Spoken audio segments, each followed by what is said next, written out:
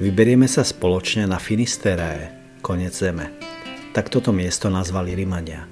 No ešte pred nimi sem prichádzali Kelti, ktorí v západe slnka videli bránu do iného sveta.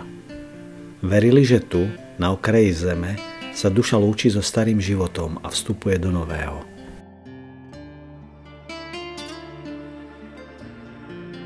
Na kopcoch a skalách zapalovali ohne, aby sprevádzali slnko na jeho večnej púti.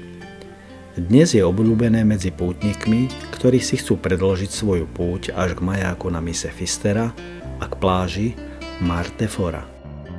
Cesta na koniec sveta. Camino Fistera.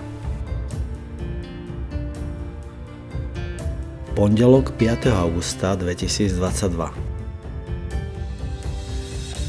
Prvá etapa Santiago de Compostela Negreira. Zavčas ráno som v daždi s dobrou náladou vykročil na cestu. Hola, hola. Po opustení Santiaga ma prvé výraznejšie stúpanie priviedlo na vyhliadku veterný vrch Mirador Alto do Vento. Na chvíľu som sa zastavil, otočil späť a v tichu sa rozlúčil s Compostelou a vežami katedrály. Po 3 kilometroch prestalo pršať. Cesta viedla nádherným lesom, plným vône eukalyptov. Zastavil som sa v bare doplniť energiu. Spomenul som si na nedávnu príhodu. Išli sme v daždi cez les, keď sa zamračená obloha rozostúpila a slnko zalialo cestu. Dve pútničky začali spievať pieseň od Beatles Here Comes the Sun.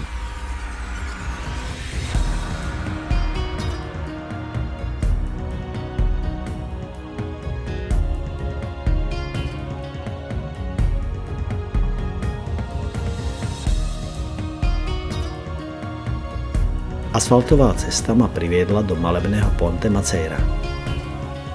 Tam sa predo mnou objavil starý kamenný most cez rieku Tambre, miestnymi nazývaný Ponte Vela.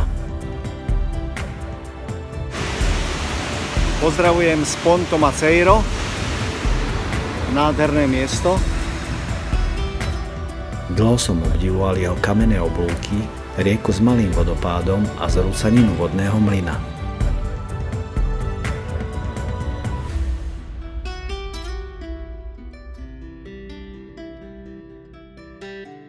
Prešiel som cez most a popri kaplnke San Blas kráčal ulicou do kopca. Pod veľkou kamennou bránou som stretol 2 talianskych pútnikov.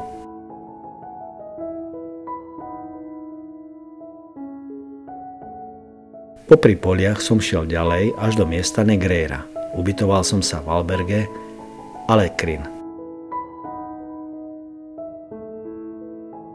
Druhá etapa Negreira Olveiroa. Zavčas ráno som vykročil z Negreiry. Cesta viedla starým kamenným mestom popri barokovom kaštieli cez veľkú kamennú bránu. Zaujalo ma emotívne súsošie. Muž odchádzajúci z domu za prácou do emigrácie, zatiaľ čo žena s 2 deťmi zostáva. Syn sa márne snaží zadržať otca.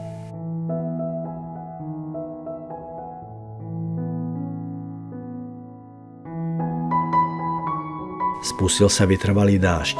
O hodinu som bol tak premočený, že nemalo zmysel obchádzať kaluže. Keď sa na oblohe objavila dúha, myslel som si, že je po daždi, ale bola to iba krátka prestávka.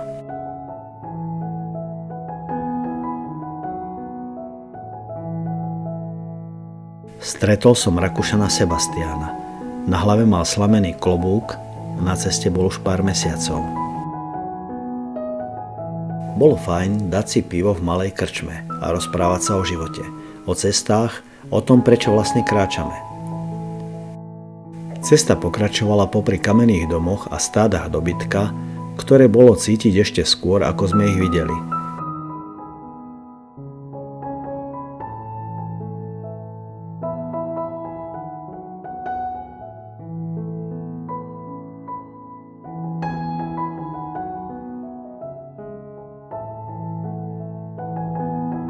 Prešiel som cez rieku a konečne dorazil do Olveiroa.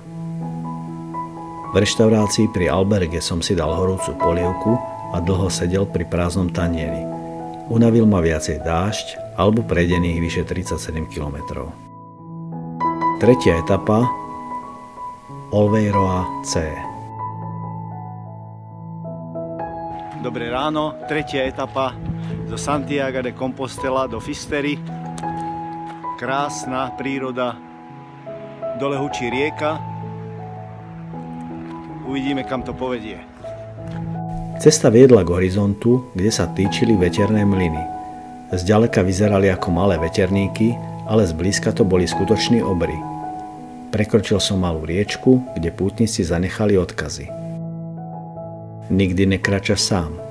Buen camino. Nikdy neprestávaj. Kráčaj, jedz, spí, opakuj.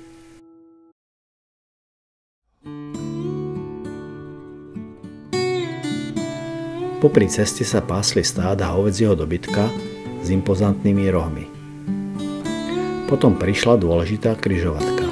29,7 km do Fistery alebo 26,6 km do Muxie. Rozhodol som sa pre Fisteru. Cesta pokračovala náhornou planinou cez lesy až do Dumbrie, kde ma privítal strážca cesty Vlkodlak.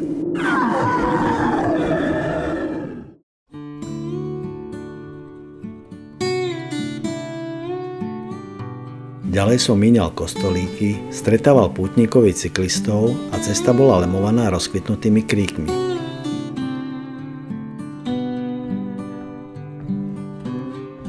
A potom prišiel moment, na ktorý nikdy nezabudnem. Prvý veľkolepý výhľad na oceán. V diaľke bolo vidno Fisteru, pobrežie a mesto C. Cítil som príliv nových síl a kráčal s pocitom, že cieľ je na dosah. Popri kamenných múroch som dorazil do C a ubytoval sa v Alberge Moreira. Stretol som pútničku z Francúzska, pozreli sme si mesto, kúpili potraviny a v Alberge sme spoločne pripravili večeru.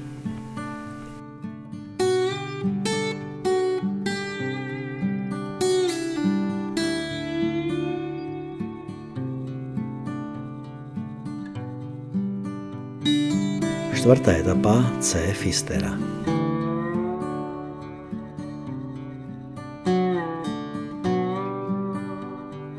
Ráno som stretol dvoch talianskych pútnikov. Pršalo, no udržali sme slušné tempo. Stúpali sme ulicou do kopca. Po ľavej strane sa neustále otváral výhľad na oceán. Cestou sme narazili na milé občerstvenie pre pútnikov.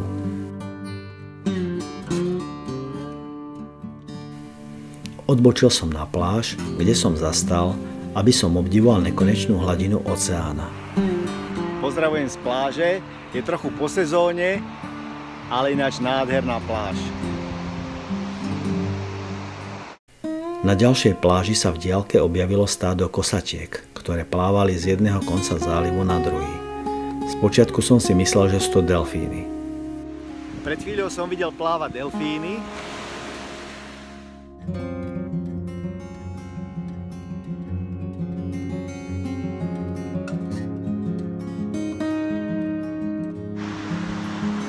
Jedna z najkrajších, ak nie najkrajšia dovolenka.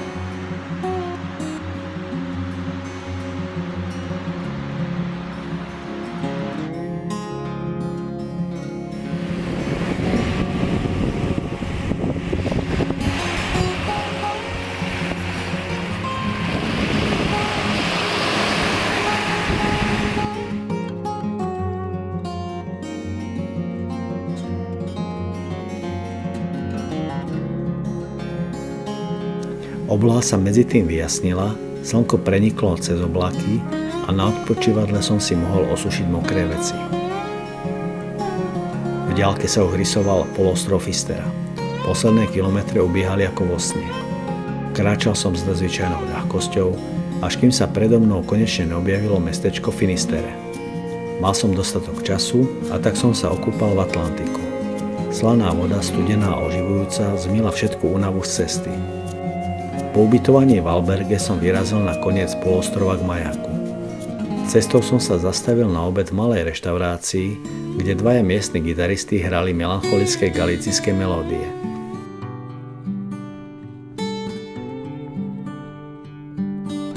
Fistera vyžarovala atmosféru slobody a pokoja.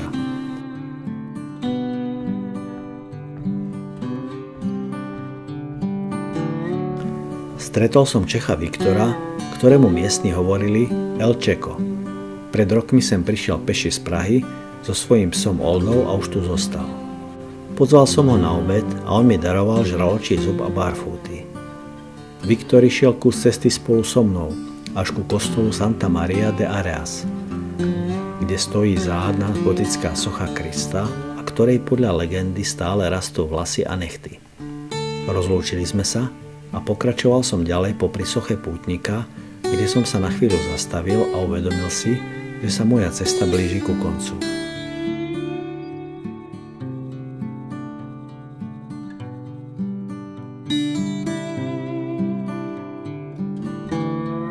Keď som uvidel kilometrovník 0,00, cítil som veľkú radosť. No ešte som neskončil. Prešiel som okolo majáka až na koniec útesu. Tam som sa zastavil. Podo mnou bol len oceán, obrovský, nekonečný, slobodný. V tom okamihu som nepotreboval žiadne odpovede. Len som stál a vedel, že toto je miesto, kde sa niečo končí a niečo nové začína. A to bolo viac než dosť.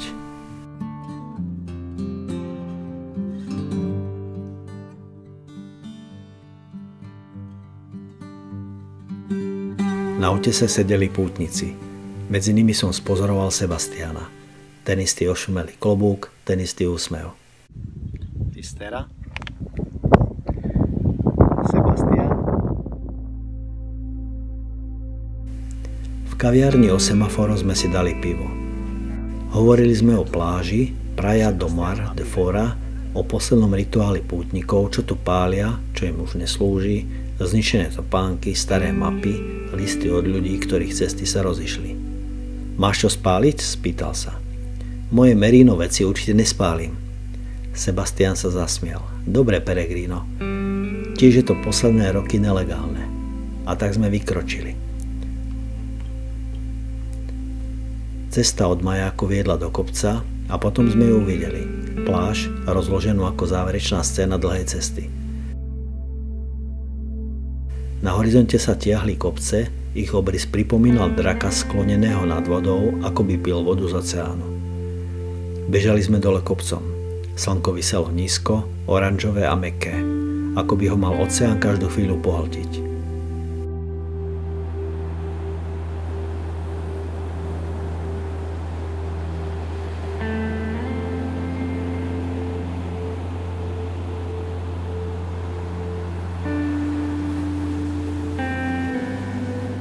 Šťastím opitý som behol do vln. Prúdy mi omývali nohy a ja som sa stále prepadal stále hlbšie do piesku. Keď som sa otočil, uvidel som Sebastiana. Stál na piesku s rukami vo vreckách a pozeral sa na zapadajúce slnko. Niekoľko mesiacov kráčal z Viedne až sem, na koniec sveta, s nádejou, že sa niečo zmení. A teraz tu stál a všetko bolo po starom. Iba nekonečný oceán, obrovský a slobodný. 5. deň, Fistera. Tento deň som sa rozhodol nerobiť nič. Žiadne plány, žiadne kilometre, iba oceán a piesok. Prešiel som sa prístavom a pozoroval, ako sa vlny opierajú o móla. Potom som vykročil smerom k Praia do Mar de Fora. Cesta viedla cez duny, kde medzi vysokou trávou žila skupina ľudí, ktorí tu utiekli pred súčasným svetom. Niektorí chodili nahí, opálení ako drevo vyplavené morom, a večer pri ohni spievali piesne, ktoré zneli ako zaklinadlá modlitby k Matke Zemi. Inšpirovali ma. A tak som sa vyslobodil z oblečenia a vrhol sa do oceánu. Studená voda ma obklopila a na chvíľu som cítil, že som súčasťou tohto miesta, bez hraníc, bez strachu. Mal som asi 100 metrov pláže iba sám pre seba, a tak som sa sušil na slnku. Na konci pláže, tam, kde sa skaly rozpadali do vody, stál rybár. Házal udicou do vln spokojnou vytrvalosťou človeka, ktorý vie, že more dáva len keď chce. Sledoval som ho, ako vyťahuje jednu rybu za druhou, malé strieborné blesky, ktoré sa triasli v slnečnom svetle. 6. deň Fistera. Tento deň, 10. septembra, som sa ocitol uprostred slávnosti, ktorá celkom zmenila atmosféru mesta. Veriaci niesli sochu, Pannu Máriu Karmelskú, patronku rybárov, v procesii ulicami až na člny.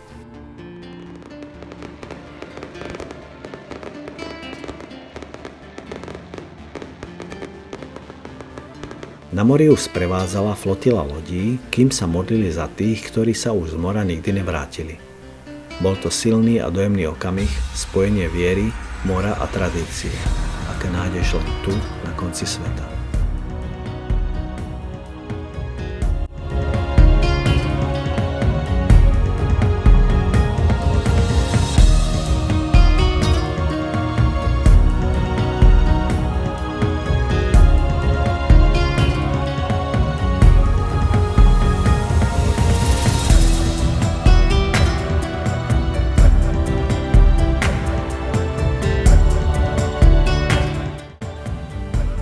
Ak sa vám toto video páčilo, dajte like, odoberajte tento kanál a ja sa teším, že sa spolu vidíme u ďalšieho videa.